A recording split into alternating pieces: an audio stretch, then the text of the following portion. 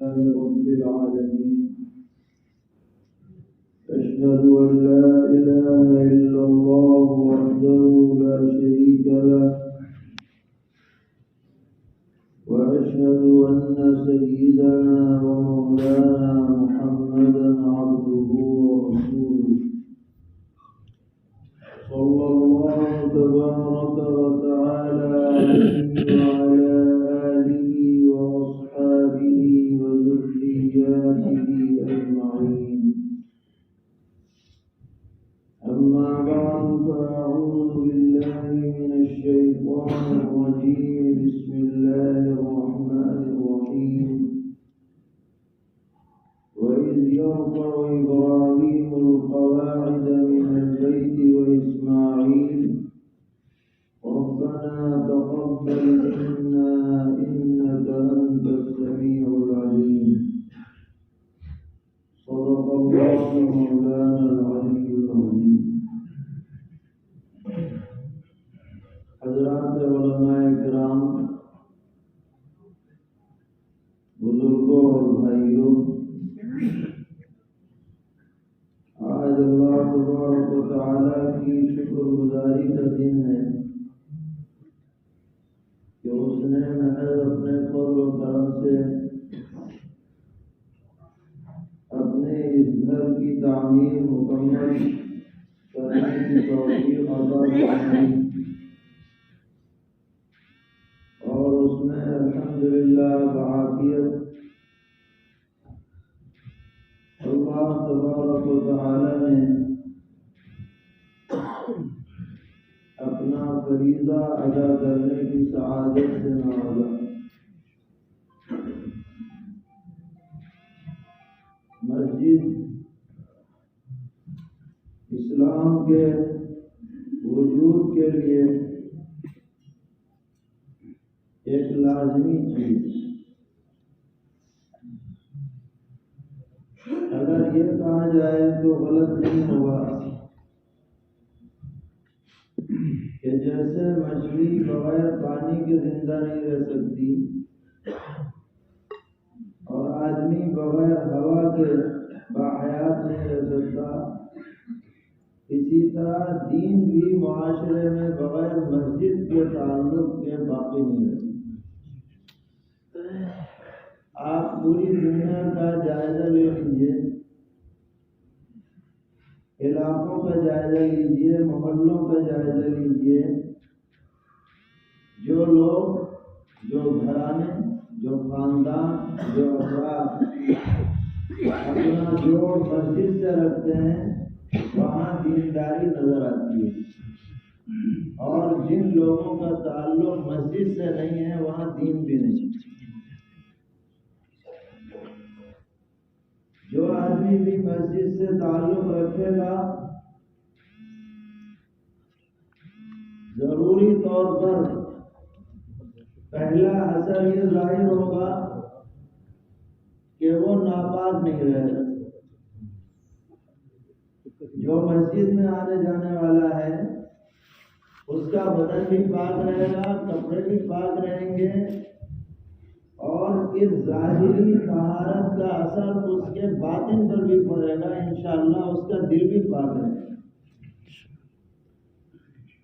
یہ سب سے پہلا اثر ہے۔ پھر دوسرا فائدہ کیا ہے کہ یہ جو مسجدیں ہیں یہ اس دنیا میں فرشتوں کے مرکز ہیں، اور فرشتے اللہ کی وہ مخلوق ہیں جن میں شر کا نام و نشان نہیں ہے، خیر ہی خیر ہے۔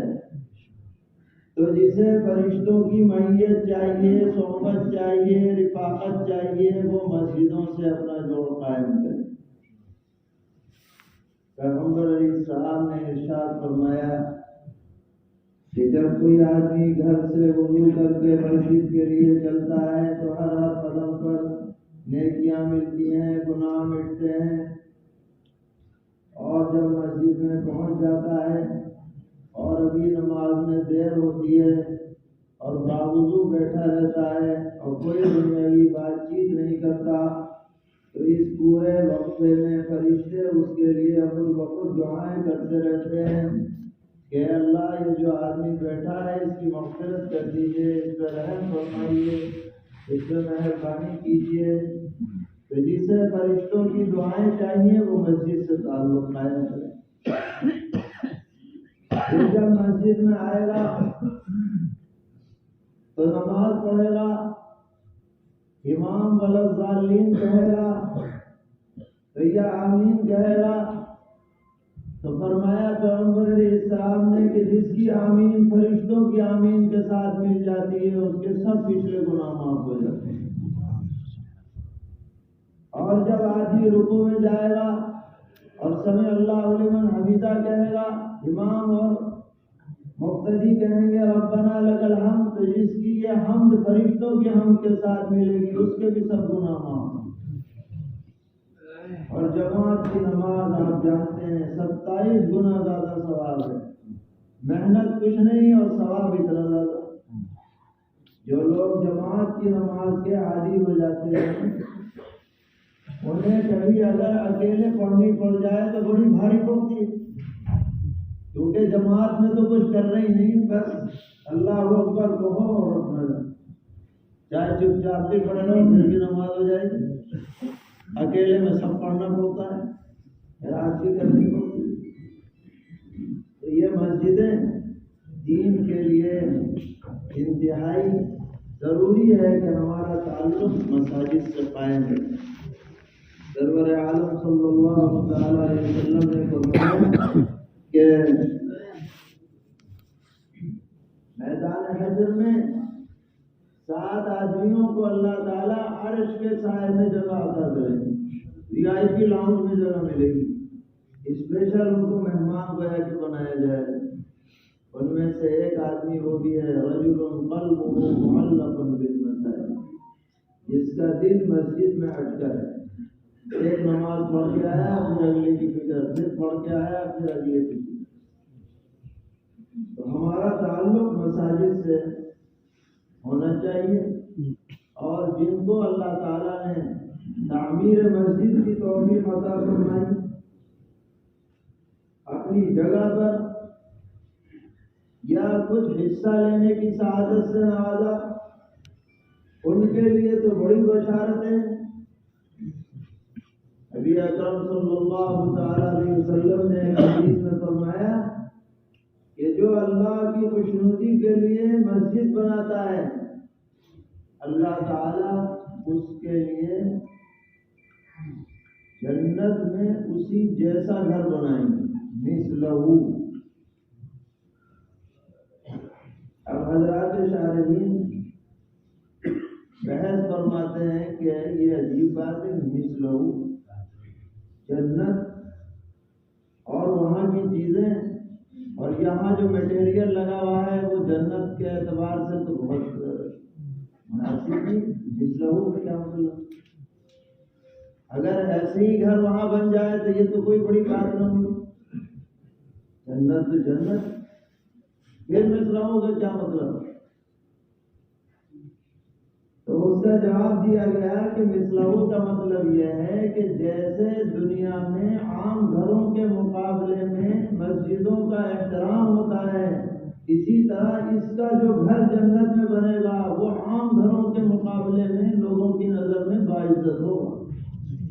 جو اس کا اپنا گھر بنے گا جس نے دنیا میں مسجد بنائی، مثلہ کا مطلب یہ ہے کہ عزت و احترام میں اللہ تعالیٰ عام جنتیوں پر اسے فضیلت عطا فرمائے، ورنہ تو جنت میں تو خیر سب کو ملنا ہے ہی انشاءاللہ، اور ساتھ ہی کی جنت ہے۔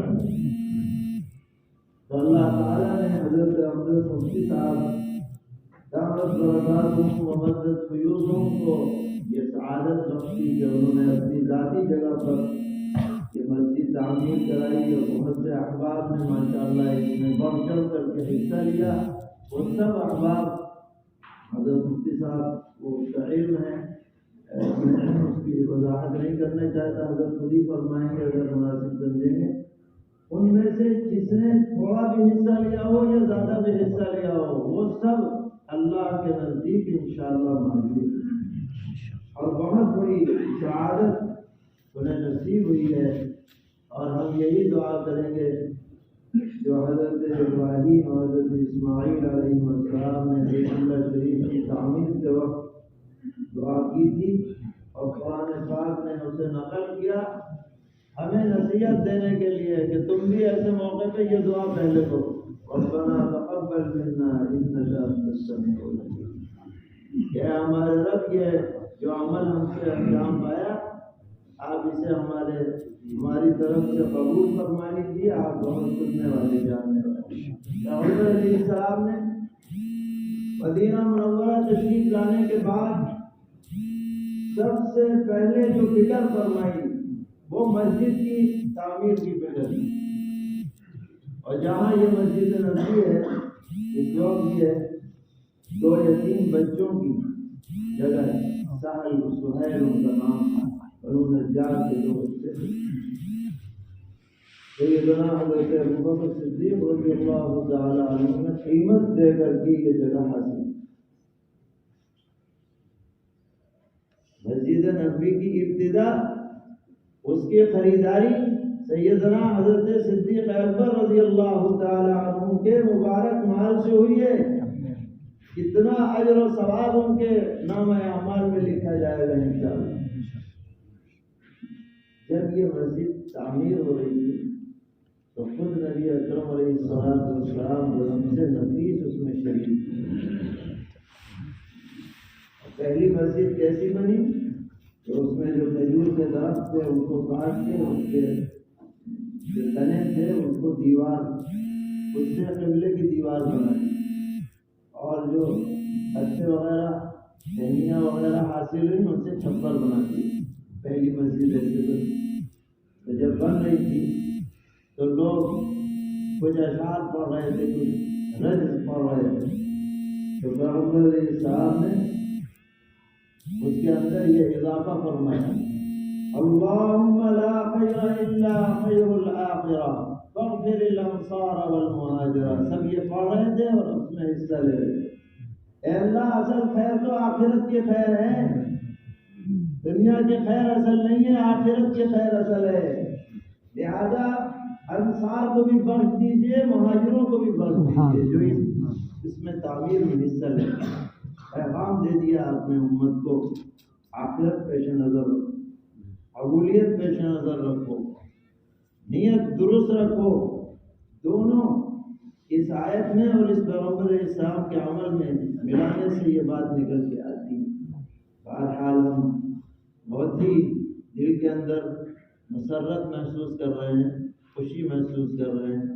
حضرت مفتی صاحب نے بہت ہی سلیقے کے ساتھ، عمدگی کے ساتھ یہ مسجد جو دیکھنے میں تو سادہ ہے لیکن بہت سلیقے سے بنائی گئی ہے الحمدللہ، وہ ساتھ کوئی جگہ خالی نہیں رہی، ہر جگہ کرامت کر لی گئی۔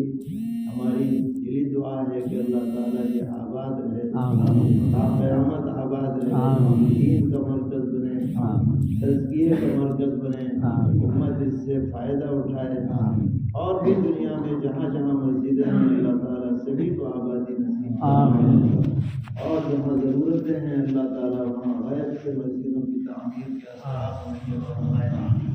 صلی اللہ تعالیٰ علی خیر خلقہ محمد وآلہ وصحبہ اجمعین۔